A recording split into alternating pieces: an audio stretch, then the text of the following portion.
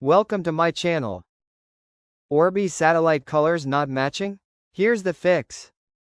1. Check the basics. Make sure your satellite is powered on and within range of the router. If it's too far, it'll throw weird colors. Red, amber, whatever. Move it closer and watch. 2. Reboot everything. Yes, the classic, turn it off and on, move. Power down the router and satellite. Wait 30 seconds. Power them back up. Sometimes they just need a reset to sync properly.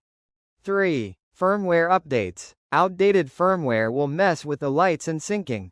Open your Orbi app or log in via the web panel. Check both the router and the satellite. Update them if there's a new version. Don't skip this, it fixes more issues than you think. 4. Check for interference. Wireless interference is sneaky. Microwaves, thick walls, Bluetooth devices can all throw off the satellite's connection, which may show as weird colors. Try moving the satellite somewhere cleaner, fewer gadgets nearby. 5. Sync the satellite again. Sometimes they just didn't handshake properly. Press the sync button on the router, then the satellite.